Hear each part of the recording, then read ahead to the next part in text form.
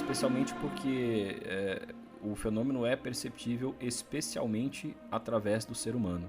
Existem filmagens, fotografias, gravações em áudio, sim, mas na maior parte dos casos é perceptível pelo ser humano. Eles defendem que a consideração da hipótese criptoterrestre pode oferecer uma explicação plausível e expandir nosso entendimento sobre fenômenos anômalos. Sugere que essas observações podem ser explicadas por uma inteligência terrestre oculta. Os autores revisam casos contemporâneos de avistamentos de UAPs. Foram fotografados vários objetos. A ONU nunca listou um avião. Ela teve um contato imediato de terceiro grau. Muito grande, parecia um sol.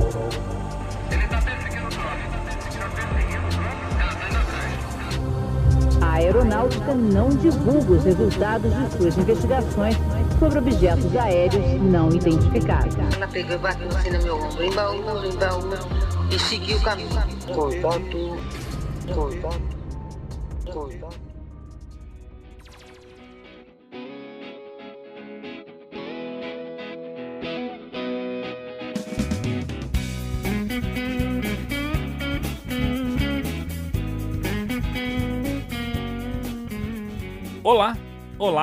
Olá, contatados e contatadas, sejam bem-vindos e bem-vindas a mais uma edição do O Contato Podcast, o seu podcast de ufologia que toda terça-feira está aqui para trazer muito entretenimento, histórias, causos, explicações, artigos científicos e muito mais. Eu sou Vinícius Martins, mas pode me chamar de Vini. E lá Vou repetir, hein? Do episódio passado, porque não fui eu que falei. Jabotica Cripto! Gustavo Cornaccioni! Como estás, meu caro amigo? Eu estou neste momento investindo em criptomoedas. Eu tinha 10 e não sei como eu perdi 100. Então, acontece. Acontece com todo mundo isso. É a matemática da criptomoeda, né? Mas felizmente agora a gente lançou a Contato Bet, né? Então a gente pode apostar nas rodadas do Brasileirão. E eu vou recuperar esse dinheiro. Lançamos a moeda do podcast O Contato também, né? Sim. Quem quiser investir aí.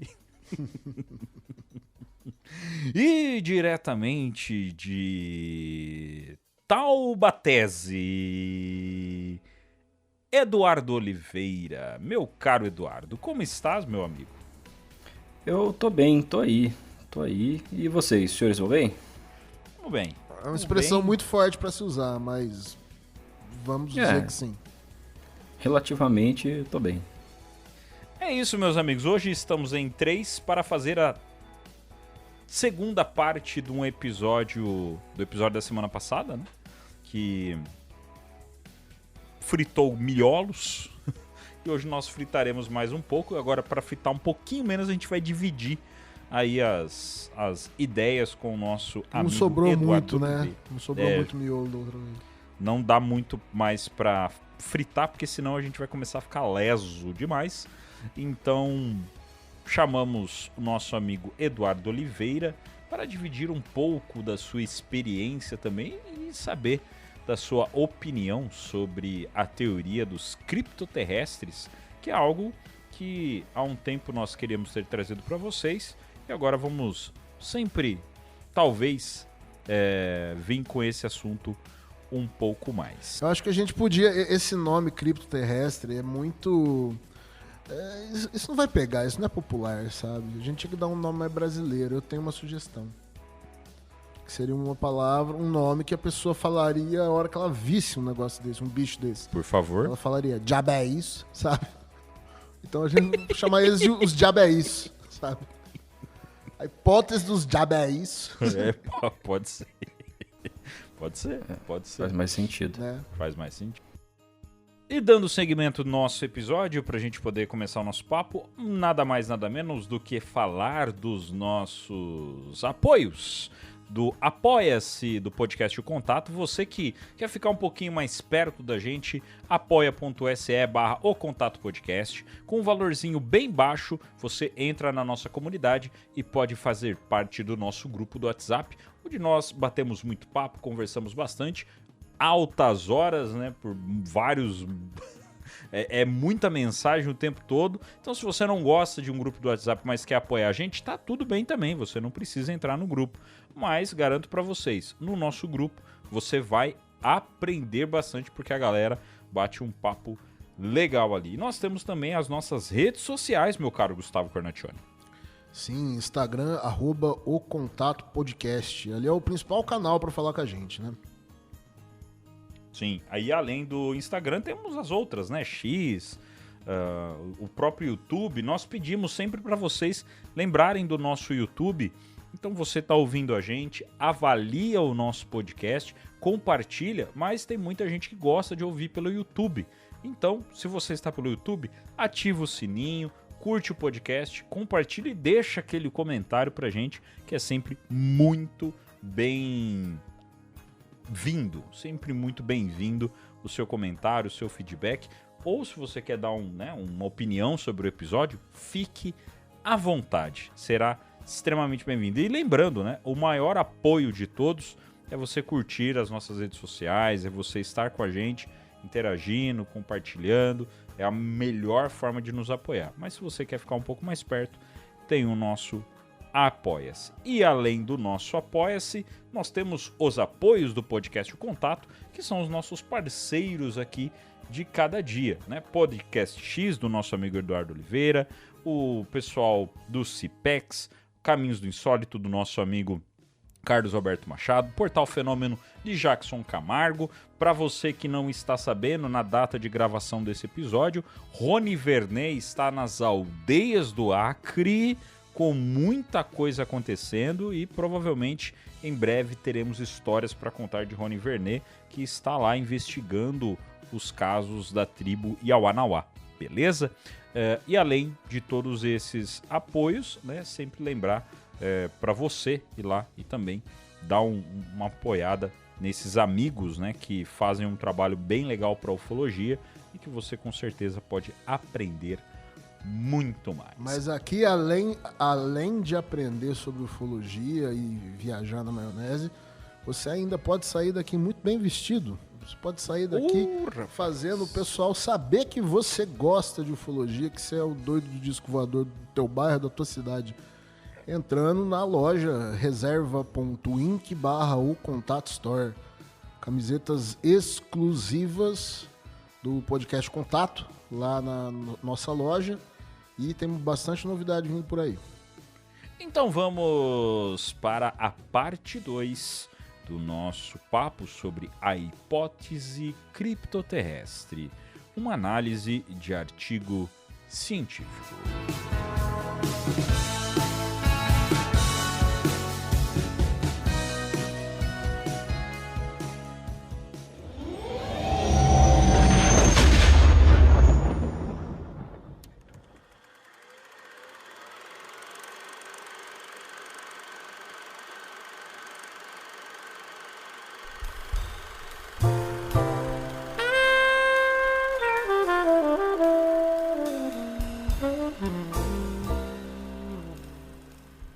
No episódio passado, nós entramos no tema dos criptoterrestres com o artigo do filósofo e cientista da computação Bernardo Kastrup. Hoje, na parte 2 dessa série sobre os criptos, não estamos falando de criptomoeda, pelo amor de Deus, vamos analisar outro artigo. Em junho de 2024, outro artigo científico abordou a hipótese criptoterrestre, chamando a atenção tanto da comunidade ufológica quanto da mídia tradicional do artigo. Bom, esse artigo, o título dele é A Hipótese Criptoterrestre. Um caso para a abertura científica a uma explicação terrestre e oculta para fenômenos anômalos não identificados. E ele tem 3 autores. O mais conhecido deles é o Dr. Michael Masters, da Universidade de Montana. Ele Michael Masters. Esse nome é demais, né? Michael Masters. Ele é antropólogo, né? E a área de pesquisa dele, eu vou ler aqui da própria bio dele, né? Ele pesquisa a incidência de grave astigmatismo e miopia em jovens a partir de investigação da morfologia ocular, orbital, da face média, cerebral e neurocraniana humanas, e como a competição entre essas características pode agir para limitar o olho e os tecidos oculares circundantes durante... O cara estuda olho. A competição entre essas características. Agora tem aqui, ó, interesses adicionais de pesquisa se concentram na investigação da evolução biocultural dos hominídeos, astrobiologia, astronomia e física do tempo, no contexto do fenômeno UFO. Ele já lançou o livro Objetos Voadores Identificados, uma abordagem científica multidisciplinar ao fenômeno UFO, onde examina cautelosamente a premissa de que UFOs e aliens podem simplesmente ser nossos descendentes humanos distantes, usando a ferramenta antropológica de viagem no tempo para nos visitar e estudar como membros de seu próprio passado evolutivo hominídeo. Então, assim, ele é um professor renomado lá na área dele de antropologia, né, da Universidade de Montana. Mas, além disso, ele tem um interesse por essas questões da evolução dos hominídeos, também astrobiologia, astronomia e ufologia, já tendo lançado um livro aí. E ele é o mais popular desses 3 autores do artigo. Só reforçando que no episódio passado, a gente já citou, né, o Michael Masters aí, fizemos até essa piadinha com o nome dele, mas a gente já chegou a citar esse pesquisador, então já não é um nome estranho dos nossos ouvintes. Temos também o Dr. Jim Lomas, que ele é da Universidade de Harvard. Ele é PhD em Psicologia, cientista de pesquisa em Psicologia no Programa de Bem-Estar Humano da Universidade de Harvard, com um interesse particular em perspectivas transculturais sobre o bem-estar.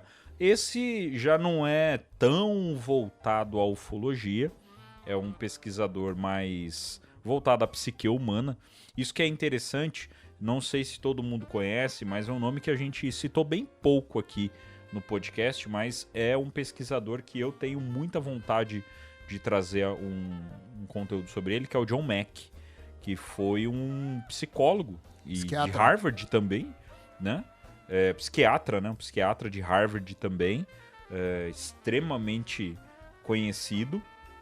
E, se não me engano, posso estar falando besteira, porque, né, não fizemos a pesquisa voltada sobre ele, mas, se eu não me engano, ele concorreu ou é prêmio Nobel. E esse cara foi um... Eu não lembro se ele chegou a concorrer, mas o Gary Nolan foi indicado uma vez. Mas ao prêmio Nobel também, né? Mas o John Mack, ele era diretor do departamento de psiquiatria de Harvard. Então ele não era só um professor, ele era o diretor daquela área. Isso, então, e era um cara que foi um dos pesquisadores que vieram para o Brasil na época do caso Varginha, inclusive falou com as meninas. Ele é um dos responsáveis por tornar o caso Varginha tão importante, porque ele bateu, né, colocou ali certeza de que as meninas não estavam mentindo. Então é um nome importante. Por que estou citando John Mack? Porque ele era um psiquiatra. Depois ele foi voltado para a parte de ufologia e tal. Então, você ter um pesquisador igual o Tim Lomas, né, igual o Dr. Tim Lomas, que é PhD em Psicologia de Harvard, tem grande importância para o estudo, tá certo? Dr. Brandon Case, da Universidade de Harvard, bacharel em Filosofia, Política e Economia pelo King's College de Londres, doutor em Teologia pela Universidade de Duke, professor, pesquisador e diretor do Instituto Florescimento Humano na Universidade de Harvard. Suas áreas de interesse em seus trabalhos acadêmicos são teologia e filosofia. Então, mais um de Harvard para compor aí o quadro de autores desse artigo. É notável a posição acadêmica desses 3 autores, assim como o fato de que eles expressam essa visão num artigo científico, justamente porque isso pode atrair a atenção dessa comunidade em particular, que não costuma tratar esses fenômenos com a relevância devida. Porém, a gente precisa ter em mente que esses acadêmicos não necessariamente pertencem a campos da ciência diretamente ligados a esse tipo de pesquisa. Um psicólogo, um filósofo e um teólogo não necessariamente possuem conhecimento aprofundado para fazer as interpretações acerca desse fenômeno de uma forma objetiva. Certamente, estando em grandes universidades, eles podem ser muito bem assessorados, mas isso não os torna biólogos evolutivos, por exemplo. Talvez a exceção de Masters, que já desenvolveu trabalhos ligados a esse campo. No caso de John Mack, ele tinha uma autoridade muito grande na área de atuação dele, e é importante a gente lembrar que ele fazia a avaliação das testemunhas dentro do caráter psiquiátrico. Ele tinha a capacidade de dizer que de atestar que aquela testemunha estava dizendo a verdade ou não, poderia estar sendo afetada por algum evento traumático que não fosse exatamente o fenômeno que ela descreve, e esse fenômeno, esse trauma, fez a pessoa descrever algo que não era realidade, algo que ela não viveu. Ele não podia atestar a veracidade de algo que aconteceu fora da psique humana, né? Mas é importante a gente ter em mente os campos de atuação dessas pessoas. Mas aí a gente pode retornar a isso lá na frente. O John Mack, eu acho que é válido, né? É um cara que, como eu citei, né? É um personagem aí da ufologia que é tão importante quanto o Jacques Vallée, que a gente sempre cita, o John Keel, Alan Hynek. Então o John Mack, ele é extremamente importante. Teve uma morte fatídica, né? Um acidente de carro e tal. Então, infelizmente, ele poderia estar até contribuindo, se não me engano, até hoje, porque ele não era muito velho quando ele acabou indo a óbito. Mas, enfim, lembrando, John Mack foi citado por conta de ser um membro de Harvard também, que já estudou a ufologia, provavelmente deve ter influenciado alguns desses pesquisadores. E eu só quero reforçar uma questão, né? Dos 3, né? Dr. Michael Masters, o Tim Lomas e o Brandon Casey, cada um tem a sua especialidade e se unem, né? Então, um falando da questão antropológica, outro da questão psicológica e o outro na questão teológica e filosófica. Isso parece que é a união perfeita de 3 grandes pesquisadores em cima de um tema tão polêmico quanto a ufologia. Isso eu acho que já é o suficiente para chamar atenção para o artigo que nós vamos trazer para vocês, de como que deve ser rico a quantidade de riqueza de informações que tem nesse artigo. É curioso que o artigo do episódio anterior também tinha sido feito por um filósofo, né? Sim. Ele é filósofo e cientista da computação. Então, a gente está vendo não apenas astrônomos, físicos, químicos, biólogos se interessando pelo tema, mas também filósofo, porque essa descoberta, né, a hora que se tornar pública, o físico, o biólogo ou o químico, ele vai saber explicar as questões que a física e a biologia podem explicar. Agora, o impacto disso na cabeça do ser humano, da sociedade, isso aí já vai ser mais trabalho para filósofo e psicólogo imaginar como lidar com isso. É interessante ver essa galera se juntando na pesquisa agora. A compreensão completa do fenômeno só vai se dar com uma abordagem completa de diferentes campos do conhecimento, diferentes áreas da ciência, inclusive ciências humanas, claro. É isso que ele vai falar aqui no artigo. Especialmente porque o fenômeno é perceptível especialmente através do ser humano. Existem filmagens, fotografias, gravações em áudio, sim, mas na maior parte dos casos é perceptível pelo ser humano. E muitas vezes acontecem situações em que fatores de caráter psiquiátrico, psicológico, emocional, enfim, ou mesmo cultural, interferem naquela percepção. Então, é importantíssimo que a gente tenha esses cientistas humanos, né? Digo, acadêmicos das ciências humanas, obviamente eles são humanos, pelo menos eu espero que sejam, debruçados sobre essa questão também. Bom, o artigo propõe a hipótese criptoterrestre como uma alternativa às teorias convencionais sobre a origem dos UAPs, dos UFOs. Em vez de atribuir esses fenômenos a visitantes extraterrestres, a hipótese sugere que eles podem ser causados por uma inteligência avançada que já existe na Terra, mas permanece oculta da civilização humana moderna. Os autores argumentam que a abordagem tradicional é limitada, possivelmente devido a preconceitos culturais e científicos que favorecem a hipótese extraterrestre. Eles defendem que a consideração da hipótese criptoterrestre pode oferecer uma explicação plausível e expandir nosso entendimento sobre fenômenos anômalos. Então, essa aí é um resumo, né, do que eles vão defender aqui. A premissa central do artigo é que a ciência deve manter a mente aberta e considerar todas as possibilidades ao investigar os UAPs. Historicamente, a maioria das explicações para esses fenômenos se concentra em teorias extraterrestres, mas os autores argumentam que essa abordagem pode ser limitada e enviesada. Ele sugere que há evidências suficientes para, pelo menos, considerar a hipótese de uma civilização terrestre avançada que coexiste conosco, mas que, por razões desconhecidas, opta por permanecer oculta. E a pergunta que fica e justamente um dos pontos a ser debatido, quais seriam essas razões? Então, uma das perguntas que com certeza surgiram no episódio passado, já que são criaturas que estão aqui ou que já existiram aqui, enfim, por que eles não se comunicam? Por qual motivo? Ele não, né, elas permanecem ocultas, né? Então esse é um dos pontos o qual a gente vai trazer já nesse artigo.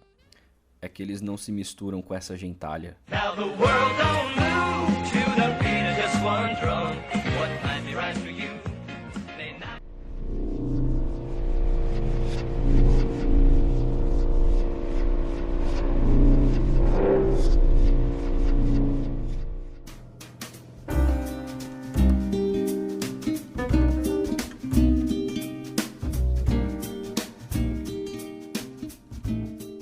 Ao longo do artigo, eles enfatizam que a abordagem científica tradicional, como tem sido feita nas últimas décadas sobre esse fenômeno, pode limitar a compreensão dos fenômenos anômalos ou então nos levar a interpretações inverídicas. Como eu disse antes, aqui sim, eles aplicam a sua expertise de ciências humanas para abordar a filosofia da ciência e também um pouco da história da ciência e como elas se relacionam com a forma como nós vemos a natureza. Não existe ser humano sem viés. Então nós também precisamos conhecer quais são os mecanismos de formação desses vieses nas pessoas que podem contribuir quando elas se deparam com um fenômeno como esse, ou não necessariamente se deparam, mas o estudam, como fazem alguns cientistas. Bom, em seguida o artigo ele traz algumas evidências históricas e contemporâneas para defender essa tese, né? Ele revisa uma série de evidências que poderiam sustentar a hipótese criptoterrestre. Entre elas, por exemplo, os relatos antigos e folclóricos, né? Dizendo que muitas culturas têm mitos e lendas sobre seres avançados ou deuses que interagiram com a humanidade no passado. Esses relatos podem ser reinterpretados como possíveis encontros com uma civilização criptoterrestre. Os autores analisam mitos e lendas de várias culturas que mencionam seres avançados ou deuses interagindo com humanos. Eles sugerem que essas histórias podem representar encontros históricos com uma civilização criptoterrestre, reinterpretando textos antigos sob essa nova luz. Exemplos incluem os Anunnaki da Mesopotâmia e os Nefilim mencionados na Bíblia, que é os alienígenas do passado. Lendo esse artigo e chegando nesse ponto, pegar para ler de novo o Eram os Deuses Astronautas, talvez a pergunta, na verdade, eram os deuses... Eram os deuses vizinhos. Terráqueos? Legal. Um bom nome. Eram os deuses dos vizinhos, sei lá. Né? Então, Mas que vizinho, hein? É um vizinho problemático, né, cara? Você tem um vizinho Sim. que não é problemático. Vizinho problemático. Não tem. Então, Você mora em condomínio também, não mora? Moro, então. Então.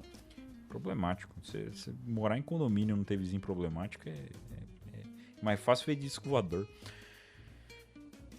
Falando em avistamento moderno de UAPs, muitos relatos modernos aí dos UAPs descrevem comportamentos e tecnologias que parecem estar além das capacidades humanas atuais, mas não necessariamente alienígenas. A hipótese criptoterrestre sugere que essas observações podem ser explicadas por uma inteligência terrestre oculta. Os autores revisam casos contemporâneos de avistamentos de UAPs, destacando aqueles que descrevem tecnologias aparentemente avançadas. Eles analisam a possibilidade de que essas tecnologias sejam desenvolvimento de uma civilização terrestre oculta, considerando relatos detalhados de testemunhas e análises de especialistas. Então já começa a trazer, eu acho que começa a casar um pouco com o que a gente já vem trazendo para vocês, de que os OVNIs, né, no caso, eles não estão vindo de outro planeta, e sim estão aqui. Agora, a hipótese criptoterrestre não seria de uma outra dimensão, e sim, né, de uma outra forma, um outro bioma, um outro meio de vida que a gente não tem acesso e a gente não tem conhecimento. Essa seria uma das ideias. Né? Bom, outra evidência e argumento que eles trazem, né, são de análises tecnológicas, dizendo que alguns estudos de UAPs indicam que a tecnologia observada poderia, em teoria, ser desenvolvida na Terra, mas por uma civilização muito mais avançada tecnologicamente do que a nossa. A pesquisa inclui uma análise de tecnologias observadas em UAPs, como propulsão antigravitacional e invisibilidade óptica. Os autores discutem a viabilidade dessas tecnologias serem criadas na Terra, mas por uma civilização que está tecnologicamente à frente da nossa. Eles mencionam casos de avistamentos onde a tecnologia parece alinhada com teorias físicas conhecidas, mas muito avançadas. Então, acho que dá para fazer um paralelo disso aqui com o artigo do Bernardo Kastrup, né? Porque o artigo dele partia do seguinte pressuposto. A humanidade, a gente sabe que é possível uma civilização surgir e ter capacidade de se extinguir no tempo que o Homo sapiens existe, vai lá, 180 mil anos aí. A gente sabe que é possível em 180 mil anos sair do zero até ter capacidade de se extinguir. Então ele pega e analisa sempre baseado no que a gente é capaz de fazer. E a gente, em relação a esse tema de ufologia, né, a gente pensa sempre do seguinte, ó, se esse negócio está fazendo algo que eu não sou capaz de fazer, então ele é mais avançado do que eu. Então a gente pega e extrapola o que a gente tem. Se a gente tem algo, eles têm que ter mais. Então não se falava de inteligência artificial relacionada à ufologia antes. Agora, quando a gente passou a ter inteligência artificial, virou uma coisa comum. Então, assim, é claro que eles vão ter. É claro que eles vão ter muito mais, muito melhor do que a gente. Então, eu acho que esse trecho aqui, né, que eles falam de... Por mais que esses temas aqui, hoje em dia, antigravidade, propulsão antigravitacional, invisibilidade... Por mais que algumas coisas que possam ter sido analisadas, e eu nem sei como foi feita essa análise de tecnologia de UAP, né? Mas por mais que essas coisas possam ser impossíveis para a gente hoje, a gente pensa, não, isso aqui não existe, é impossível. eles colocam, né, é uma muleta que tem ali no artigo, quer dizer, uma civilização terrestre muito mais avançada.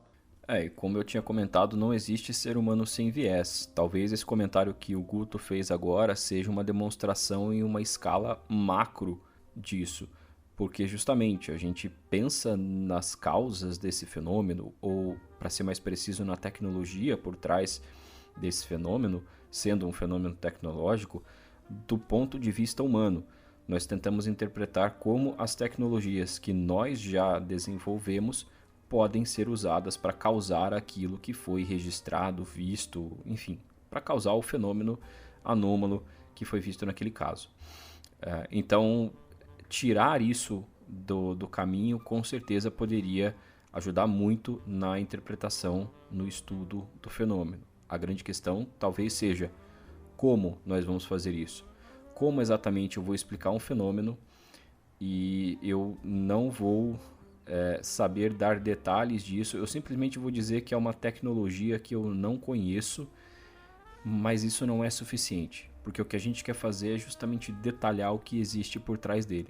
Então a gente entra numa sinuca de bico aí, inclusive pode se parecer até, não entendam errado isso que eu vou falar, mas pode parecer uma forma de fé, em que você aceita que aquele evento que aconteceu em determinado local, em determinada situação, ele simplesmente é possível por razões que você não vai entender agora. Talvez um dia você entenda. É quase um dogma, né? Tipo assim, se essa civilização faz isso, ela é mais avançada do que a gente. Né? É meio que um raciocínio lógico que a gente não sabe se é verdade, mas a gente toma como verdade, sem ter muita evidência ou prova. A gente simplesmente gera esse pensamento na cabeça e aceita, né? Vai saber se no que é mais avançado, às vezes, né? Pode ser avançado alguma coisa, outras não. Sim, existem diferentes aspectos para você classificar esse avanço, né? Inclusive muito além de aspectos tecnológicos, se você realmente for falar sobre uma civilização. A arte é mais avançada. Como que você define uma arte mais avançada? A moral é mais avançada? O sistema econômico é mais avançado? Enfim, e tantos outros aspectos aí que podem ser debatidos. Justamente nessa questão de plausibilidade, a gente precisa lembrar que o nosso planeta possui ambientes amplamente variados e que incluem vastos sistemas de cavernas ou áreas subterrâneas e até submarinas que permanecem inexploradas até hoje. Existem lugares da crosta terrestre em que nunca nenhum ser humano viu. No fundo do mar, então, mais ainda. Seria possível que vida complexa e inteligente, de uma forma direta, uma civilização tecnologicamente avançada para causar os fenômenos anômalos que nós vemos? Seria possível que essa civilização tenha evoluído nesses locais, nesses ambientes, de maneira independente da nossa? A evolução tende a gerar soluções semelhantes para problemas semelhantes. O nome disso é convergência evolutiva. Então, diferentes características biológicas aparecem de forma independente em diferentes tipos de seres vivos, simplesmente porque eles enfrentam a mesma dificuldade. Por exemplo, olhos apareceram na história da evolução 6 vezes de forma independente.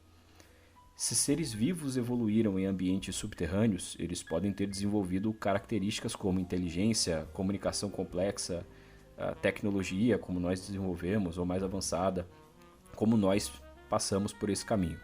A depender da sua história evolutiva, a gente pode até encontrar características biológicas ou físicas que lembram as nossas. A possibilidade da evolução paralela em diferentes nichos ecológicos é perfeitamente plausível. A história da vida na Terra demonstra como a evolução pode gerar formas de vida complexas e diversificadas em ambientes muito distintos. E, de certa forma, a evolução é justamente isso. A partir do momento em que existe uma diversificação no ambiente, existe um novo desafio que aquela população precisa superar. Para continuar sobrevivendo, precisa acontecer uma adaptação. Essa modificação pode ser geográfica, pode ser química, pode ser, enfim, pode ser qualquer tipo de mudança. Pode ser uma outra espécie que chegou naquele ambiente e eles não são capazes de fugir da predação dessa nova espécie. Então aqui a gente está falando justamente sobre isso. Seria possível que uma evolução paralela tenha chegado pelo menos até o mesmo nível humano no nosso planeta e nós não teríamos capacidade de descobrir isso? Até é interessante a gente entrar nesse ponto, porque em alguns episódios a gente já citou esse tipo de situação. O Guto, ele sempre fala, né? Hoje a gente tem 5 dedos na mão porque foi a nossa evolução necessária para a gente ter 5 dedos na mão. Se nós tivéssemos 3 dedos na mão, a nossa vida seria diferente. A garrafa que a gente segura para tomar água seria diferente. O mouse do computador provavelmente seria diferente. Nós usaríamos várias das tecnologias que nós temos hoje de uma forma totalmente diferente.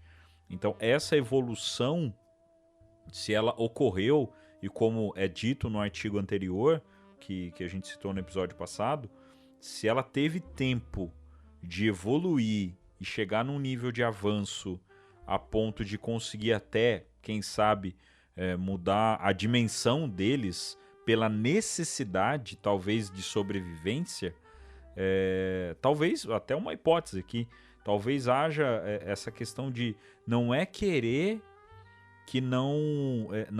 não aparecer pra gente, e sim a hipótese de que estar no nosso plano se torna um risco, e aí existe esse receio, pode ser, né, uma ideia, né, de como que esses criptoterrestres poderiam ter evoluído e vivendo no nosso dia a dia.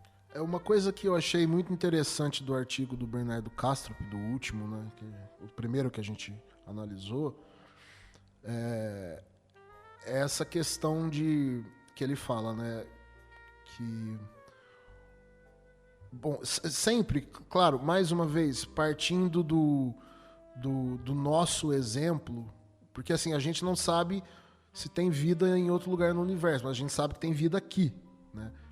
Essa vida pode existir uma outra forma de vida totalmente diferente? Pode, a gente não sabe nada sobre isso. Mas tem um caso que a gente sabe mais ou menos, que é esse nosso aqui. Esse ciclo de surgimento e extinção, em milhões e milhões e milhões de anos, poderia ter acontecido muitas vezes, né? Outras vezes. E talvez, como o Eduardo falou, a vida podendo surgir em ambientes que a gente mesmo nunca teve acesso, talvez a gente nem não conseguiria encontrar os vestígios disso. Posso fazer uma quebra de pauta absurda aqui? Tem um videogame que eu gosto muito, uma série de videogames, que é a Gears of War. Porra! E a história dessa série envolve justamente isso. A humanidade daqui a séculos vai para outro planeta para, né, repetir os erros que eles cometeram na Terra. E rola uma guerra, enfim, uma guerra mundial lá, que você vê que tem coisinhas da Guerra Fria ali também. E aí eles desenvolvem uma arma que é capaz de abrir ali uma parte da crosta do planeta, né, uma arma de destruição em massa. E eles liberam uma espécie que eles não conheciam, que vivia no subsolo. Então eles viviam no interior do planeta. E aí começa uma guerra entre essa espécie e os seres humanos que vivem lá. Então seria mais ou menos isso daqui. Eu dei o exemplo de cavernas e o ambiente submarino, porque esses são os ambientes mais difíceis de alcançar. Eu acredito que se existisse outra civilização que fosse... Pô, imitei o Datena agora, velho. Mas se existisse uma civilização que tivesse uma fração do desenvolvimento da humanidade na superfície, nós já teríamos encontrado faz tempo. Tanto que nós observamos várias espécies de primatas e eles estão alcançando estágios estágios tecnológicos que nós tínhamos dezenas de milhares de anos atrás. Então existem primatas que lascam ferramentas. Existem primatas que usam, fazem armadilhas para pegar outros pequenos animais. E, pasme, um orangotango já foi visto escolhendo folhas. Aí ele escolheu algumas folhas lá, mastigou as folhas, pegou aquela massa da boca e colocou numa ferida, porque ele sabia que aquilo era medicinal. A gente fica perguntando, será que existe outra vida inteligente no universo? Dependendo da sua definição de inteligente, eles estão aqui pertinho da gente, no mesmo planeta, a gente vê, enfim, nós não somos a única inteligência legítima nesse planeta, dependendo da sua definição. No mar, a gente tem alguns animais que também exibem comportamento que poderia ser classificado como inteligente. Golfinhos, algumas espécies de baleias, cefalópodes, né, polvos especialmente. Então, será que isso não poderia ter acontecido numa escala maior, num ambiente que a gente tem muito menos acesso? Sabe? Considerando isso, existe sim uma plausibilidade remota, mas existe uma plausibilidade. Isso, a gente fica, obviamente, né? Pensar nisso leva a gente para a questão de questionar também como que a ciência iria entender, como seriam as implicações científicas em cima de tudo isso. Né? No artigo, o autor ele defende que explorar a hipótese criptoterrestre pode ter implicações significativas para a ciência. Afinal, imagina, hoje a gente chega e fala, olha, na verdade, a raça humana não é a única que vive na Terra. Isso poderia desafiar e expandir nossos entendimentos sobre a história humana, a evolução da tecnologia e as possibilidades de vida inteligente na Terra. E além disso, uma abordagem mais inclusiva e menos dogmática poderia abrir novas áreas de pesquisa e potencialmente levar as descobertas, né, várias outras descobertas revolucionárias. Então, assim, imagina a gente... hoje, a gente cita muito como mudaria o conceito da ciência se a gente descobrisse vida fora da Terra. Agora, imagina se a gente descobre uma raça inteligente vivendo dentro da Terra, vivendo na Terra, em condições diferentes das nossas. E eu acho que é válido a gente até trazer aqui pro ouvinte, não estamos falando de intraterrenos, estamos falando de criptoterrestres, é um pouco diferente a ideia. É uma coisa que permeia ali entre a outra dimensão, o interdimensional, é uma coisa um pouco diferente. Então não é intraterreno. Não tem terra oca aqui. Isso, não estamos falando de terra oca, não estamos falando de cavernas que, né, criaturas vivem dali e saíram dali. Apesar de que, né, é uma teoria bem forte também. Mas criptoterrestre não é intraterreno, tá? Mas imagina, a ciência, como que seria o impacto, né? Onde foi que eu vi que o pessoal falou assim, beleza, a vida... alguém anuncia que a vida na Terra, fora da Terra, é real e que alienígenas realmente existem e estão entrando aqui. Como fica a relação com a sua família? Eu não lembro... Fui eu que falei isso. Ainda eu peguei e falei assim, bom, agora eu vou ser famoso, né? Os caras vão olhar pra mim e falar, ele não era maluco. Ele realmente estava pesquisando uma coisa que é real. Imagina, chegar assim hoje e falar, na verdade, o ser humano não é a única raça inteligente existente na Terra. E aí, como é que fica a nossa percepção de raça superior? Né? Como que ficaria a ciência em cima disso, de que talvez a nossa evolução pendeu para um outro lado? A gente está passando agora pelo momento das múmias de Nazca lá, que está um negócio rolando, e que talvez aquilo ali pode ter sido não extraterrestre, sim, pode ter sido uma vertente nossa que existiu, né, um outro tipo de evolução que existiu numa parte do planeta ali e conviveu com os seres humanos por um tempo.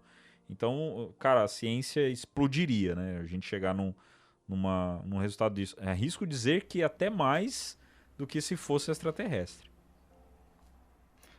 A NASA, por exemplo, já financiou grupos de pesquisa de ciências humanas com cientistas como esses, teólogos, filósofos, psicólogos, psiquiatras, sociólogos, justamente para tentar entender como seria, quais seriam os impactos sociais, psicológicos e tal, de um anúncio dessa descoberta em diferentes níveis. Por exemplo, descobrem vida microbiana em alguma lua de Júpiter, por exemplo, ou então descobrem que existe uma tecnoassinatura é um sinal de uma civilização inteligente em outra estrela. E aí quais seriam os impactos disso de acordo com esses especialistas? Aí vem a galera, né? Pô, a NASA tá fazendo isso, tá preparando o disclosure e não sei o quê. Peraí, a NASA é uma instituição dedicada a isso. Muita gente acha que a NASA é um prédio que tem um monte de nerd trabalhando lá, fazendo foguete, com um telescópio e não sei o que. Não, tem nada disso. Tá, tem alguns prédios cheios de nerd também, mas a NASA é uma rede. Ela tem centros dela e o governo, através da NASA, paga universidades, centros de pesquisa e algumas outras instituições para que desenvolvam coisas para o governo. Então, muitas vezes você vê uma sonda indo para outro planeta, na NASA, e os instrumentos que estão nela foram feitos por diferentes universidades, muitas vezes com participação internacional, e aí universidades, por exemplo... Ou empresas também, né? Ou empresas também. A primeira alunissagem americana desse século foi feita por uma empresa privada. A empresa construiu e operou o Lander, né, o Nova C, o Odysseus. Nova C é o nome da nave, o Odysseus era o nome daquela nave específica que pousou na Lua.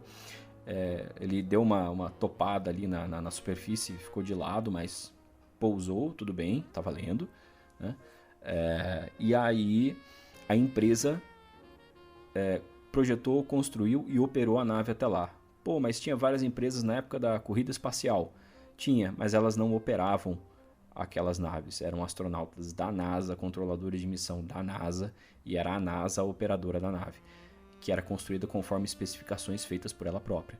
Então era um pouquinho diferente. Hoje a participação dessas empresas também é muito diferente do que era no passado. Aproveitando, vou fazer um parênteses aqui.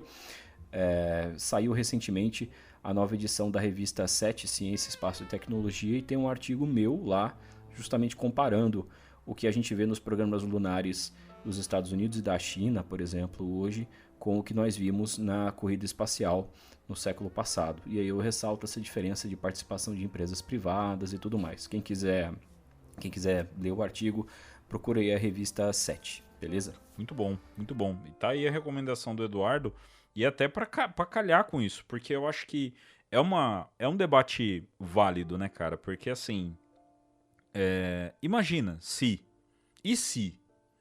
Eu acho que a gente tem que... a gente fica no e se do extraterrestre, do interdimensional, mas e se o criptoterrestre é uma das explicações para parte do fenômeno, ou grande parte do fenômeno? Imagina a NASA indo em cima disso aí, ou outras empresas que iriam em cima disso aí, pesquisas que surgiriam, empresas que surgiriam, profissões que surgiriam. É um mundo infinito, é um negócio assim que não dá pra gente conseguir imaginar, e é um mundo que ao mesmo tempo que, como você disse, Eduardo, a NASA tá preparando o disclosure. Não é que ela está preparando, ela está pesquisando. E ela não para de pesquisar. E não só como a NASA, mas outros órgãos também. Eles vão continuar pesquisando. E algum pode acabar chegando. Inclusive o artigo do episódio passado, do Kastrup, ele já é um artigo onde ele traz que existe a pesquisa biológica em cima desse bioma das sombras. Que já tem biólogo encanado com isso. Então eu acho que a ciência, ela não é que ela está preparando a gente, mas ela está entendendo que não é só o que a gente tem até hoje, tem muita coisa ainda, né? Mas o problema é que assim, um dos temas centrais da ufologia, né, é justamente isso, que a NASA ou os governos estão estudando essas coisas, mas Sim. eles não falam. Eles nem compartilham o que descobrem e sequer assumem que estudam. Essa é um dos grandes temas da ufologia. Né? Eu acho que a ciência não está preparando a população, eu acho que ela está se preparando.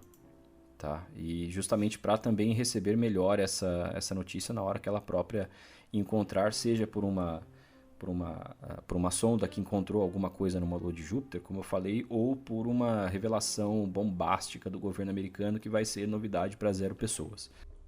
Bom, outros efeitos que que essa hipótese poderia trazer seria na história e na arqueologia, né? Sendo capaz de redefinir a nossa compreensão da evolução tecnológica humana e considerar a possibilidade de civilizações avançadas coexistirem com as sociedades humanas conhecidas.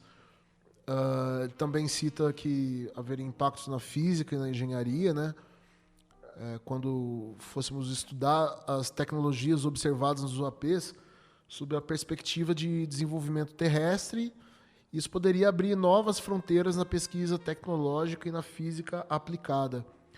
Na biologia e na ecologia, seria considerar os impactos de uma civilização avançada e oculta no ecossistema terrestre e nas dinâmicas evolutivas.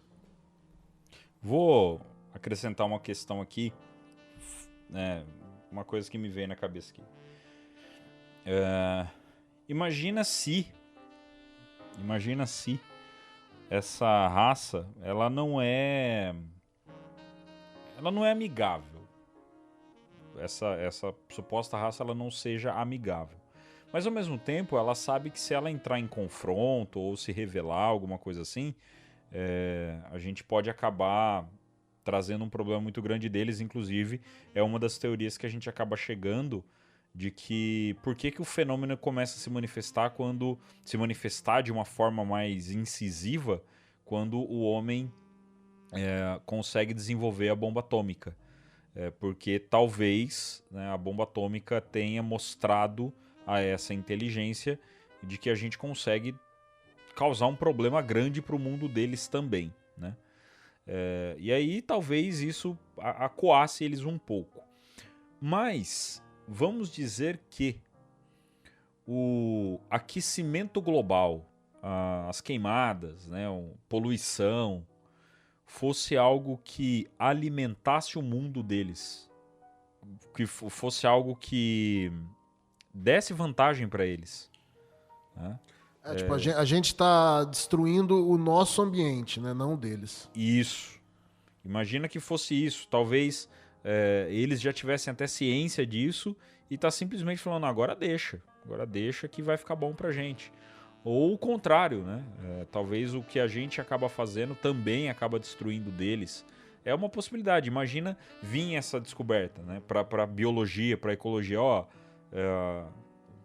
A queimada, ela destrói o nosso mundo e fortalece o mundo deles. E eles não são tão amigáveis assim. Será que isso poderia mudar um pouco a cabeça, né? Referente à poluição, referente à questão... Nada ia mudar. O povo não muda, não. O povo não muda, não. Mas fica aí o momento viagem, né? Eu acho que desse artigo. A grande... a gente falou, né, de descoberta de uma outra inteligência na Terra. Mas como o Eduardo falou antes, né, inteligência a gente tem, né? Citou aí outros animais, baleia, macaco, tal, orangotango, né? A questão é que isso aí seria uma outra inteligência que a gente está vendo fazer coisas e operar coisas e que aparenta ter um conhecimento, um desenvolvimento muito maior do que o nosso.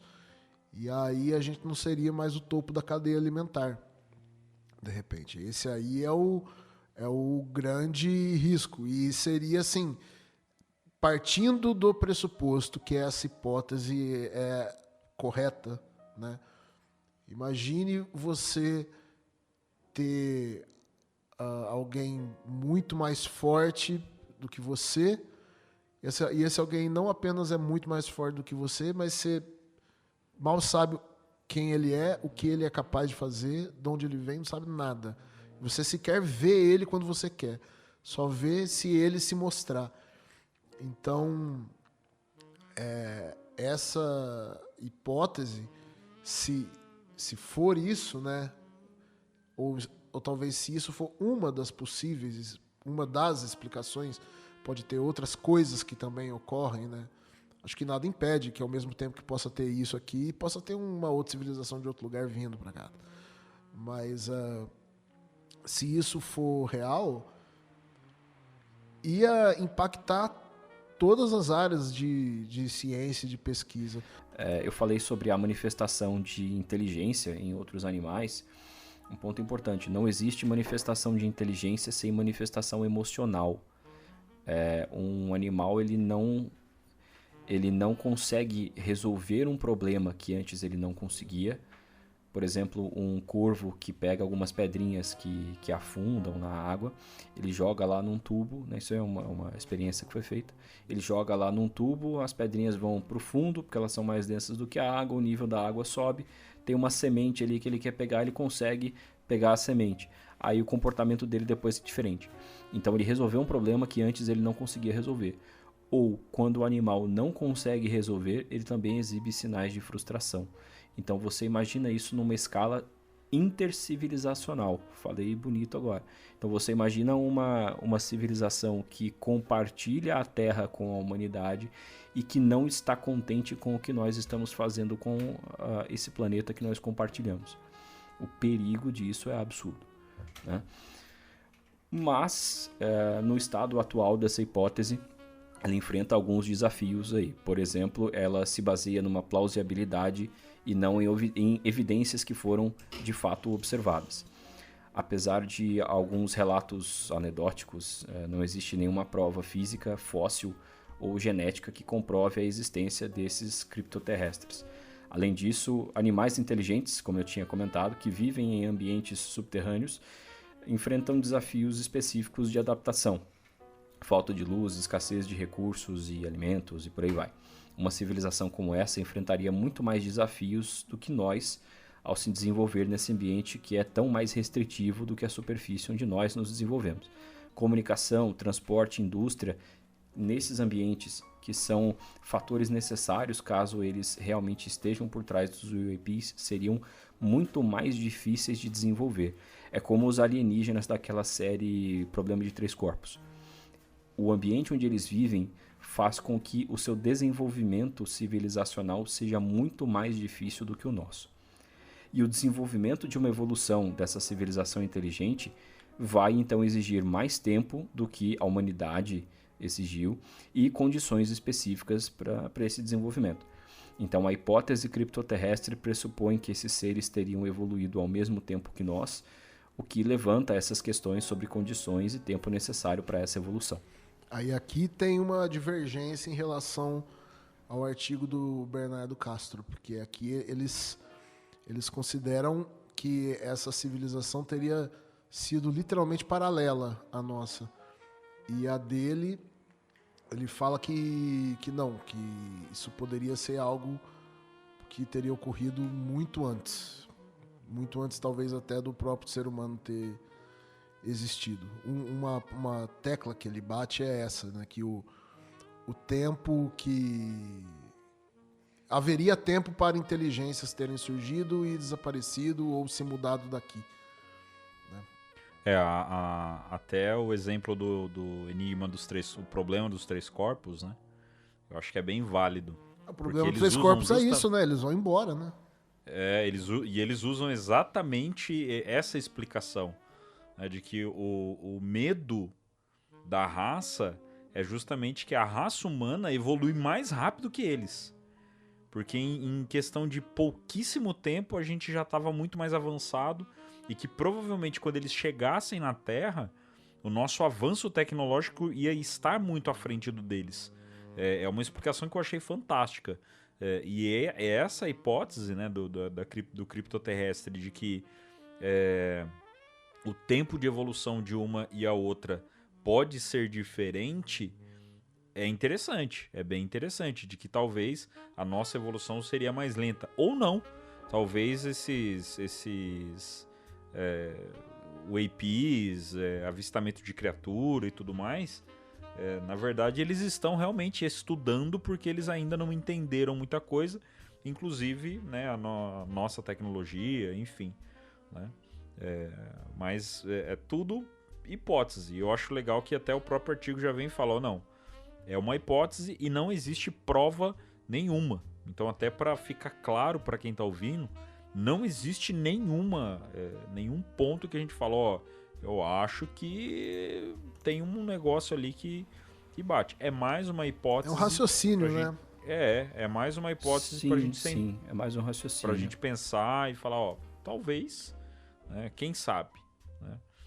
E, inclusive, existe um apelo muito forte ali para a abertura científica de tudo isso, de todo esse estudo, para as pessoas pensarem mesmo, né? Que o artigo em si, ele faz um apelo à comunidade científica para que adote aí uma postura mais aberta e investigativa, né, em relação aos UEPs.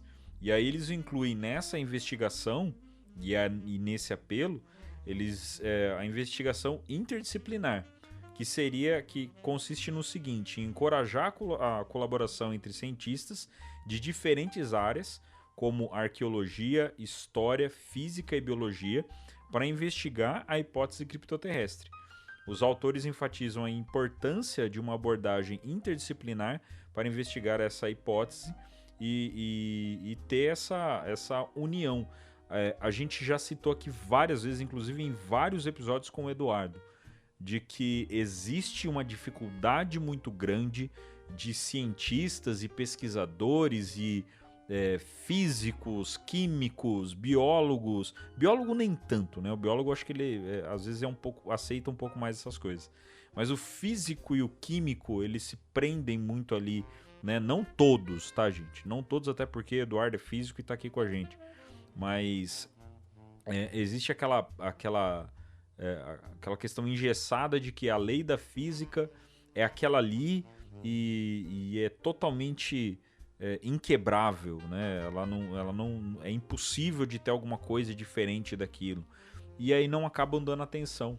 Então o artigo ele vem justamente nesse ponto de que os cientistas, os entendidos, os gênios da ciência, eles precisam se unir para começar a pesquisar, justamente porque o artigo ele é feito pela união, né, de três grandes entendidos, grandes cientistas em suas áreas, né, pesquisadores de Harvard, para falar sobre o assunto. Então precisa mais disso, né, dessa união de entendidos de vários assuntos, para a gente pegar e chegar em algumas conclusões, para parar de ficar patinando, né?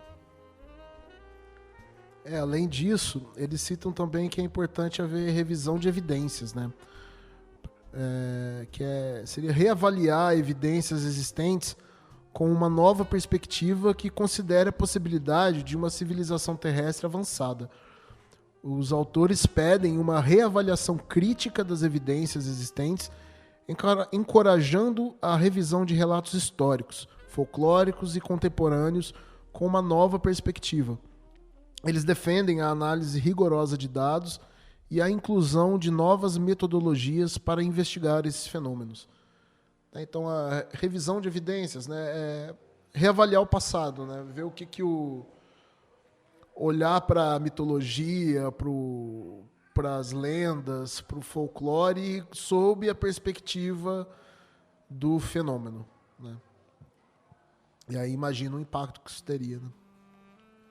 E ainda, além de tudo, cobra, além de revisar a evidência. Seria uma revisão legal, né, na história de uma forma geral. Então, revisa lei da física, revisa a lei da química, revisa evidência histórica, então, escrito em pedra, manuscritos, pegar e ler aquilo ali de novo com o entendimento que nós temos hoje sobre esse tipo de fenômeno. Como eu acabei de citar, usa essa hipótese criptoterrestre, e para quem não leu o Eram os Deuses Astronautas, leia agora com essa ideia de que, na verdade, não estamos falando de seres de outro planeta que veio para cá, e sim de seres evoluídos que conviveram em paralelo junto com a humanidade.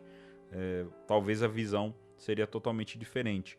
E uma coisa que eles cobram também é a transparência na comunicação, para deixar isso muito claro para todo mundo, né? Promover a maior transparência e comunicação sobre os achados relacionados aos UAPs, evitando o preconceito e suposições infundadas, que é uma coisa que a gente tem até hoje. E a gente tem muito hoje. A gente solta um vídeo no Instagram, um monte de gente, não, é drone. Tá, mas você conhece possibilidade de evidência extraterrestre? Você conhece a evidência de possibilidade de evidência interdimensional? Você tem conhecimento de drone para poder falar sobre isso? E aí você vê um monte de opinião infundada, né? Então, você ter a transparência da comunicação seria justamente para que as pessoas tenham uma visão melhor dessa visão, né? Eles defendem aí uma divulgação aberta dos dados desses resultados para justamente provar que alguns fenômenos realmente não são fenômenos conhecidos pela Terra, do jeito que a gente conhece, né? De que algumas coisas realmente não são conhecidas pela física, mas enquanto houver essa burocracia, né? Da física, da química, da biologia, de todas as ciências em quebrar as leis e falar, ó, tudo que a gente entendeu estava errado, a gente vai continuar patinando, tendo opiniões infundadas, debates que não vão levar a lugar nenhum e a gente acaba não chegando num resultado de uma pesquisa. Sobre esse comentário a respeito de revisão de leis físicas e tudo mais, eu acho que a revisão não chegaria a ponto de leis, né, no exemplo que você deu, porque, sinceramente, não é necessário. As leis de Newton, por exemplo, ou as leis de Kepler, ou até de leis de eletromagnética, enfim, qualquer uma dessas leis mais fundamentais da física, elas são testadas o tempo todo.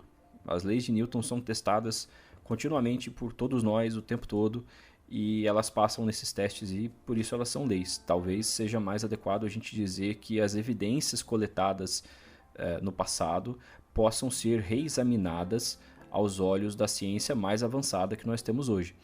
Um exemplo bem simples, as amostras que foram trazidas da Lua pelos astronautas da Apollo. Isso foi lá, no máximo, em 1972. Até hoje, essas amostras são examinadas e até hoje se faz descobertas nelas. A China trouxe, recentemente, amostras do lado oculto da Lua, as primeiras da humanidade. E a gente não sabe como isso vai ser distribuído pelo mundo. A China não divulga muita coisa do seu programa espacial, das pesquisas que faz, mas serão décadas aí de estudos dessas amostras que serão feitos por diversos cientistas nas próximas gerações ainda. Então existem cientistas que vão analisar essas amostras que não nasceram. Existem técnicas de estudo e equipamentos que ainda nem foram inventados. Então eu acho que revisar evidências à luz da ciência mais atual é importantíssimo.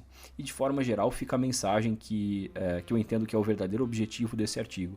Eu mencionei no outro episódio, que talvez no primeiro episódio que eu tenha participado aqui, as pessoas que escreveram seus nomes nos livros de história da ciência são aquelas que propuseram uma forma de interpretar o universo que se aproximava mais da realidade do que o modelo vigente.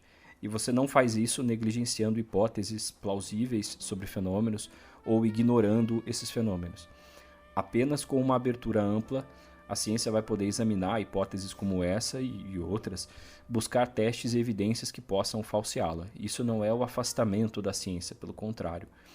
Muitos ambientes do nosso planeta permanecem inexplorados, como eu tinha comentado, e apesar de todos os desafios e a possibilidade de evolução da vida complexa nesses ambientes não pode ser descartada. Eu entendo que essa possível, plausível civilização avançada fuja dos seres humanos porque eu faço isso também. Então eu me solidarizo com esse sentimento de fugir de pessoas. E para fechar aqui essa fala num clima bem good vibes, eu vou colocar uma serpente no seu jardim do paraíso. Posso? Vontade. Cuidado com a quinta série.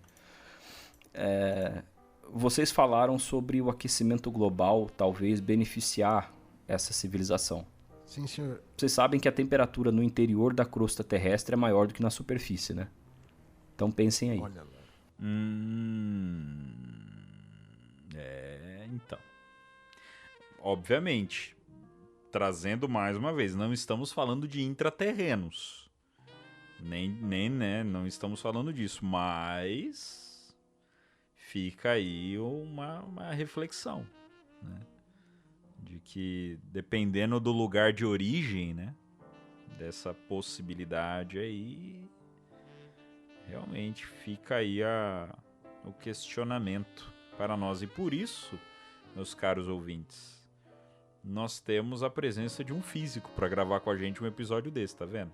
Eu falando merda sobre lei Lei da física, o cara explica o que é uma lei da física. Essa é a diferença do O Contato Podcast, tá vendo?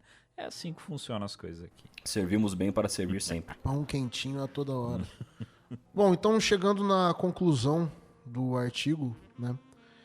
Ele conclui que, embora a hipótese criptoterrestre possa parecer especulativa, ela merece consideração séria e investigação científica rigorosa, alegando que uma abordagem aberta pode levar a descobertas significativas sobre os UAPs e nossa própria história. A exploração dessa hipótese pode desafiar paradigmas estabelecidos e abrir novas áreas de pesquisa, potencialmente levando a uma compreensão mais profunda dos fenômenos anômalos e da evolução tecnológica na Terra. Ao manter a mente aberta e explorar todas as possibilidades, a comunidade científica pode avançar na compreensão dos UAPs e possivelmente descobrir novas verdades sobre a nossa própria história e sobre a existência de inteligências avançadas na Terra. Essa abordagem pode desafiar paradigmas estabelecidos e potencialmente levar a uma nova era de descobertas e entendimentos sobre fenômenos que há muito intrigam a humanidade. O título desse artigo, né, era A Hipótese Criptoterrestre. Um caso para abertura científica a uma explicação terrestre oculta para fenômenos anômalos não identificados. Artigo científico é escrito por cientista para cientista, né? Não é algo que o pessoal vai ficar lendo em casa, assim, quer dizer, exceto a gente aqui. Mas a impressão que me dá é que o objetivo desse artigo aqui, na verdade, mais ele está fazendo um pitch para outros cientistas, né? Ele está vendendo uma ideia, que vale a pena estudar essa hipótese, vale a pena considerar isso aqui, deixar essa carta na mesa.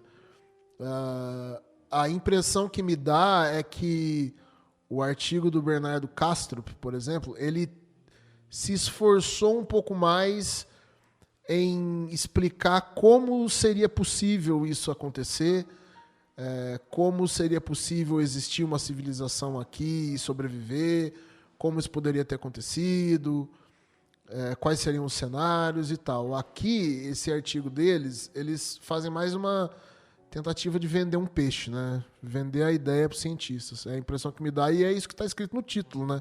Um caso para abertura científica. De certa forma, todo artigo científico é um pitch para vender uma ideia para outros cientistas. Sim. Tanto que a gente considera os cientistas mais influentes aqueles que são mais citados, que têm os seus artigos mais citados, né? Então tem N ferramentas aí para você contar citações de artigos de algum autor, enfim. Eu espero que, como eu tinha falado no começo, que realmente esse trabalho chame a atenção da comunidade acadêmica para esse assunto, porque é um dos poucos trabalhos que chama a atenção para isso e é uma questão legitimamente importante. É literalmente sobre coisas que nós não sabemos, coisas que nós não conseguimos explicar. E se a ciência não vai se debruçar sobre isso, então quem vai? Né? E aí a gente volta naquela ideia de opiniões com pouca fundamentação, como a gente já comentou também. Então eu espero que tenha efeito, vamos acompanhar aí e vamos ver depois como vai ser a recepção desse artigo pela comunidade científica. Ele é bem recente. Na mídia teve bastante repercussão. O Michael Masters, ele participou de muito podcast, e mesmo não apenas podcast, mas assim na própria mídia tradicional. Hoje, no dia de gravação desse episódio, o Michael Master participou de um programa na rede CBS News, né, que seria o equivalente da Globo News lá dos Estados Unidos, né? A CBS é o canal de maior audiência, canal aberto, eles têm um canal só de notícias. E foi lá o Michael Masters, né, falar abertamente, discutir tudo isso aqui que está escrito num maior canal de notícias lá dos Estados Unidos, né? Então, assim, independente se a hipótese está certa ou errada ou não, isso mostra sabe, o estigma vai ficando um pouquinho mais permeável, parece. Vai atravessando um pouco as barreiras que na verdade, eu acho que a maioria das pessoas, não sei, é a impressão que eu tenho, a maioria das pessoas acho que está se tornando bem mais aberta para essa possibilidade. Né? E eu acho. Esse é um assunto, agora entrando de forma geral, né? Criptoterrestre é mais uma hipótese pra gente debater e tentar explicar o que é o fenômeno. Mas faz muito tempo que eu não vejo alguém perguntar e fazer chacota pra mim. Sabe? Chegar em mim e falar assim, ô louco, cara, você acredita nessas coisas? Isso aí é filme, pá, você tá vendo muito filme. Eu nunca recebi esse tipo de comentário. Muito pelo contrário, as pessoas veem que a gente pesquisa, que a gente tá atrás e tal, e aí começa a perguntar, começa a falar, nossa, mas é real mesmo, então acontece, tá rolando isso. E aí você começa a dar os exemplos, o pessoal fica espantado. Tem muita gente que para, né, fala, não precisa falar mais nada não, que a pessoa começa a ficar com medo. Enfim, então é um assunto que começa a ganhar um ponto de atenção maior das pessoas e a gente consegue falar com um pouco mais de liberdade, né? Até visto pelo próprio podcast, né? Hoje a gente tem uma quantidade bem grande aí de podcasts que falam sobre o assunto e todos eles têm audiência. Todo mundo tem audiência. O pessoal escuta e é um passando para o outro. Tem gente que não gosta de falar do assunto porque tem medo, outros porque não tem interesse, mas sempre tá ali perguntando, às vezes olhando. Então é uma coisa que realmente tá crescendo aí na mídia, né? Seja de podcast. Na mídia alternativa e no gosto popular. Na mídia Isso. tradicional ainda é muito... Ainda é tabu. Os caras não acompanham. Sim. Aí só pra gente concluir as questões aqui do artigo, deixando uma pontinha para um terceiro possível episódio sobre esse assunto, a tese criptoterrestre não é de agora, ela não é nova, é do John Keel, é um dos patronos aí, tá? Então a gente vai deixar essa pontinha aqui no episódio porque provavelmente num episódio sobre John Keel nós vamos trazer um pouco mais dessa tese, do que ele falava, das ideias dele, né? Então não é algo novo a ideia criptoterrestre. Na verdade, ela já estava no meio ufológico e agora ela está indo um pouco mais para o meio científico.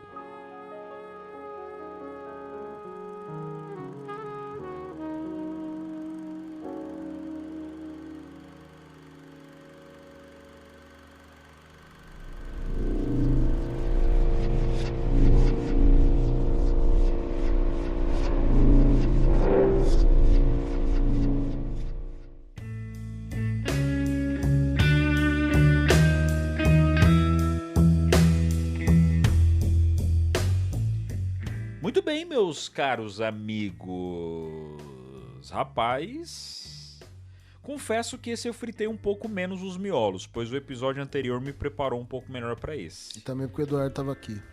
E obviamente porque o Eduardo vem com as suas explicações físicas e filosóficas. As coisas ficam um pouco mais fáceis de entender. Acredito que pro ouvinte também. Então esperamos que vocês tenham gostado. Vocês gostaram, meus amigos do podcast? Eu gostei. Foi ótimo. É isso, gente. O pessoal gostou. É isso aí. Esses são os meus amigos de podcast. Gostaram? A gente pergunta. Aí você gostei. Tá bom. É isso. Esperamos que vocês tenham gostado. E assim que, né, abrir uma brecha, a gente fala sobre o assunto mais uma vez. Bom, meus amigos, pra gente poder finalizar esse episódio, nós fizemos uma caixinha de perguntas, né? Uma caixinha de recados. Não foi nem de perguntas porque a gente não colocou o tema. Pra galera mandar umas mensagenzinhas pra gente aqui. Porque às vezes a gente manda, né, abraço pros apoiadores, pra galera que manda mensagem direta pra gente. Hoje vamos deixar pra mandar um abraço pro pessoal que deixou ali o seu alô, né, na nossa caixinha de respostas. Então, tem sempre aqueles que aparecem sempre no nosso podcast com muito carinho. Então, a minha vizinha de podcast, a minha vizinha aqui, Cidade Americana, Aline Fonseca, um abraço, Aline. A gente precisa, né, marcar lá nos visitantes para bater um papo, né, com a galera da ufologia aqui de Americana. Os visitantes, para quem não sabe, fazendo um merchan, né, totalmente free aqui, é uma lanchonete temática aqui na nossa cidade que tem, né, o tema e tal, e tem uns bonecão lá, as fotos de alienígena e tal. Bem legal, né? Um lugar bem típico ali. Então, um abraço para a Aline, um abraço para Cássia, Cássia Soulier. É isso mesmo? É Cássia Soulier? Seu coração mandar. É o que meu coração mandar. Então, para Cássia Soulier, que pediu um abraço pra galera lá de Fortaleza. O nosso amigo Felipe, apoiador nosso, mandou aqui um abraço pro pessoal da Zona Leste, né? Mandando aqui pro pessoal, acredito, viemos em paz. Muito bem. A nossa grande amiga Ana Célia, né? Por favor, continue com episódios de mais de 1 hora. Esse aqui parece que a gente conseguiu ser um pouco mais rápido, né? Esse aqui eu acho que a gente conseguiu ser um pouquinho mais rápido. Mas mas tudo bem, eu tenho Lusíadas aqui de Camões, eu posso declamar ele aqui. Vamos ler os Lusíadas, né? Pegar para ler aqui o Eram os Deus Astronautas, né? Narrar todos versão do diretor, né? Com 4 horas de duração. Narrar todos os episódios de alienígenas do passado. Vamos nessa. Eu tenho o DVD da primeira temporada. Se vocês quiserem, a gente faz um comentado aqui. Mas isso é o tipo de coisa que a gente não fala em público, cara. A gente conta para advogado, psicólogo ou pai de santo. Olha, não faremos nada de nenhuma obra autoral, tá? Protegida por direitos autorais em nenhum momento desse podcast, tá, gente? Jamais. Nenhuma inteligência não humana foi ferida durante essas gravações. O Felipe Viana mandando um abraço carioca lá do Rio de Janeiro, deixando um abraço para todos os cariocas. O Henry Souza queria um filme especulativo sobre o caso Roswell, inclusive... Sobre a causa do acidente de Roswell. Sobre a causa do acidente do caso Roswell. Inclusive, gravação do episódio, revelando para vocês aqui, gravação do episódio no dia 2 de julho, Dia Internacional dos Discos Voadores, os OVNIs, pois é aniversário do acidente, né, do caso Roswell, que aconteceu em 2 de julho de 1947. Um filme especulativo seria da hora, seria um filme mais atual, né, Guto? Mas isso aí que você falou já é a grande prova, você acabou de dar a maior prova de que a hipótese criptoterrestre é real. Você nem percebeu. E nem o Eduardo, que é inteligente do jeito que eu queria ser, entendeu? Ô Guto, você precisa querer mais pra você, cara. Eu sei. Eu concordo. Eu queria ser um pouco melhor. Mas ser o Eduardo Oliveira não tá bom, mas talvez seja o que eu consiga. Eu sou o Eduardo Oliveira e não tá bom. Pois é, eu me perdi no personagem aqui. Mas o que eu tava dizendo, você falou, Vini, Dia Internacional dos Discos Voadores. Internacional. É da Terra. Se fosse disco voador, se eles fossem extraterrestres, seria Dia Intergaláctico, Dia Espacial, Dia Cósmico. Dia Universal. Dia Universal. Então tá aí, ó. Tá aí. Posso fazer um comentário rapidinho aqui? Pode? Agora eu vou falar não? Não pode falar não. Fazer o quê? Filme sobre o caso Roswell. Tem um filme famosão de 1994, né? Que tem aquela cena famosa lá do alienígena na maca e tal. E tem um documentário do History Channel. Eu acho que vocês citaram no episódio do Felipe Corso. Tem um episódio de uma série do History Channel, eu acho que é do Arquivos Extraterrestres, que foi a primeira série de ufologia do History Channel que explodiu essa onda de mistérios no History. Também foi a primeira série dublada do History Channel no Brasil. E lá eles falam sobre os principais pontos do livro do Felipe Corso. Eles destrincham algumas das tecnologias que são mencionadas por ele no livro, que ele diz que foram desenvolvidas através do estudo do material que foi encontrado lá em Roswell no final dos anos 40. Então tá aí, tá dado, meu caro Henrique Souza, Tá aí a recomendação do nosso amigo Eduardo Oliveira. Eduardo Oliveira que também mandou um abraço aqui pro amigo dele lá da Itália, o amigo dele Giuseppe. Mandou um abraço pra ele lá. Giuseppe, é esse mesmo. Te lascar, rapaz. Me respeita. É o Giuseppe da família Cadura. Manda um abraço aqui também pra Eni France Vieira. Mandando um abraço, ela mandando salve, salve, adoro o podcast de vocês. Uma pergunta, já viram a série Sugar da Apple TV? O que acharam? Olha, Eni France, é Eni France? Eni France? Ou que o meu coração mandar, né? Enfim. Chama de Eni. Não vimos essa série, não conhecemos essa série, vamos olhar, vamos dar uma olhada. Inclusive, tem umas outras séries que surgiram aí, tem muita gente comentando, até em outras, né, HBO, Netflix também, que a gente precisa dar uma olhada, mas essa ficará já no nosso radar. Marcelo Silva, só agradecer o podcast de vocês, tem sido minha companhia diária de viagem ao trabalho. Cuidado para não dormir, porque as pessoas ouvem o nosso podcast para dormir. Então cuidado ao ouvir no volante para não acabar acontecendo alguma coisa complicada, tá bom, meu amigo? Mas boa viagem para você. Se estiver ouvindo no trabalho, indo para o trabalho, boa viagem e bom trabalho.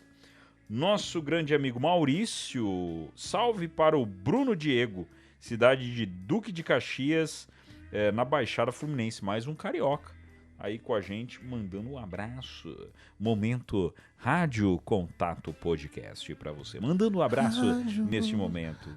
Rádio Contato, sempre ligado aí diretamente de Boston. Olha, há uma mensagem internacional, sempre ligado de Boston neste podcast fantástico. Grande abraço, é o Moraes. Grande abraço para o nosso amigo Moraes, que está lá em Boston, está na raiz do negócio, hein? Está perto ali dos casos ufológicos. O César Meirelles, quero deixar um abraço para vocês, de todos os ouvintes aqui do Rio Grande do Sul. Vocês são fó. É isso mesmo, meu caro César Meirelles, um grande abraço para você. Não sabemos de onde você é do Rio Grande do Sul, mas, obviamente, a nossa força aqui do podcast O Contato, Rio Grande do Sul, que está no processo ali de recuperação de tudo que passou nesse ano, né? Então, um grande abraço para todos aí do Rio Grande do Sul, a nossa força para vocês, né? Sempre, eu acho que o apoio é sempre bem-vindo. Tá? E especialmente para o César Meirelles. E para o nosso amigo Luiz Andrade, que deixou aqui um abraço para a mãe e para o paizão, né? O paizão dele adotivo, que ele colocou aqui, a Joselma e o Beto. Um grande abraço então para a Joselma e o Beto. Esse especial vou mandar com uma voz especial. Esse abraço para Joselma e para o Beto. Joselma e Beto.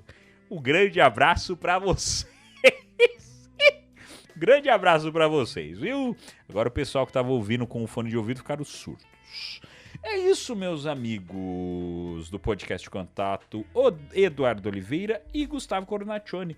Considerações finais? Bom, eu acho que é muito interessante a gente avaliar como a ciência observa essa movimentação toda a respeito de um possível disclosure, ou mesmo sobre essas evidências que são invarríveis para baixo do tapete, sabe? Então tá aí um exemplo legal de cientistas que observam esse assunto, e tomara que isso realmente repercuta positivamente na ciência e alguma coisa boa saia disso.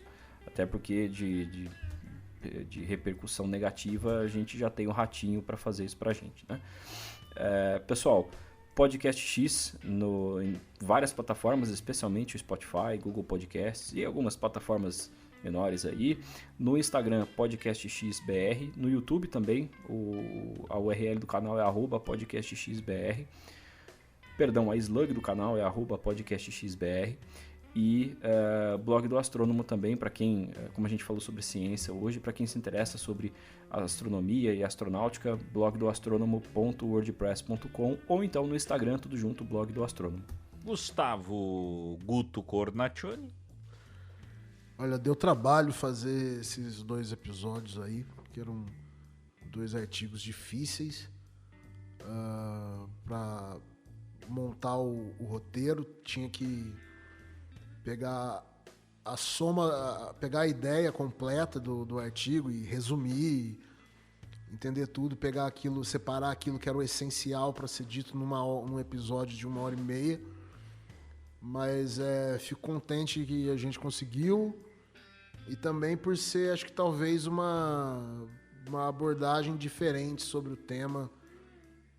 Não tenho certeza se é a primeira vez com essa atenção sobre esse tema em português, né? Mas eu não conheço. E pelo menos a respeito desses 2 artigos, tenho certeza que não, porque são coisas muito recentes. Então, eu acho que esses 2 episódios, eles estão entre os mais difíceis que a gente fez, mas assim, ainda assim os mais gratificantes, porque aprendi bastante fazendo eles. Então é isso, muito obrigado aos meus colegas de bancada virtual. Muito bem, eu que agradeço a sua pesquisa, todo o seu empenho em montar essa pauta aí, galera.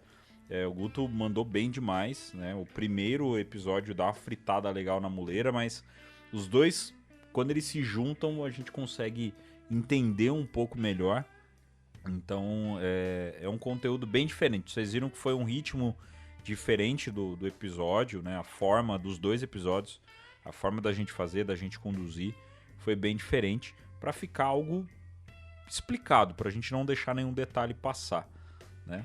E obviamente no episódio nós deixaremos aí o link desse artigo para quem tiver o interesse em ler, né, esse artigo aí. Beleza? Muito bem, é isso. Nós agradecemos a sua companhia, a sua parceria. Esperamos que vocês tenham gostado de mais esse episódio. Nos encontramos na semana que vem em mais uma edição do O Contato Podcast.